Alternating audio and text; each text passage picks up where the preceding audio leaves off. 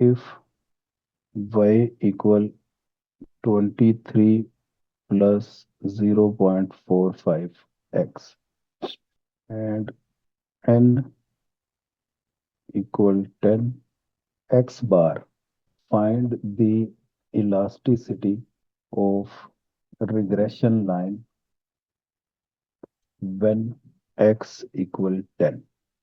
अब आपने इलास्टिसिटी का फार्मूला याद रखना, E D Y over D X into X over Y, और D Y over D X को बीटा भी कहते हैं। मसलन ये इस इक्वेशन का डेरिवेटिव लें तो वो ये वैल्यू आती है ना, ये बीटा है, beta into X over Y.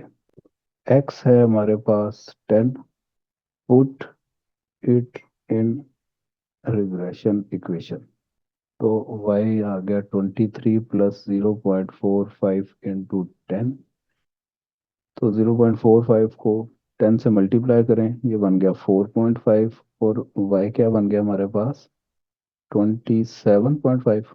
तो ये y भी हमारे पास आ गया, x भी गिवन है, बीटा हमारे पास है 0.45।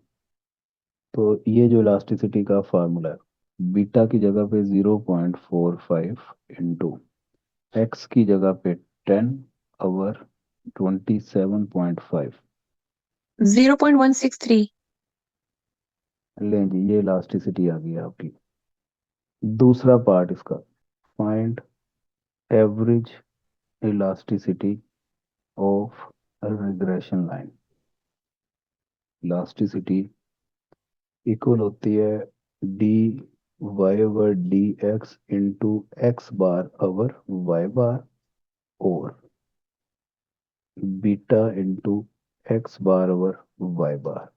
ये इलास्टिसिटी का फार्मूला है, और इसके फुट पे आप ये लिख देंगे एक्स बार।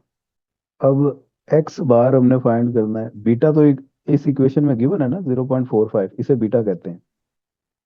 तो एक्स बार रह गया और वाई बार रह गया। एक्स बार ये होता है समेशन एक्स ओवर एन, तो समेशन एक्स भी गिवन है, 65 ओवर एन करें, ये 6.5 आ गया।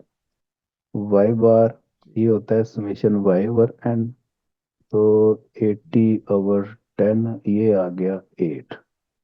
तो अब आप इस फार्मूले में वैल्यूज पुट करें, इलास्टिसिटी निकल आएगी। मुझे बता दें जल्दी से क्या निकली है एवरेज इलास्टिसिटी। बीटा की जगह पे आपने रखा 0.45 इंटू 6.5 ओवर 8 जी। 0.36। ले जी, एवरेज इलास्टिसिटी 0.36 आ गई है, आंसर है।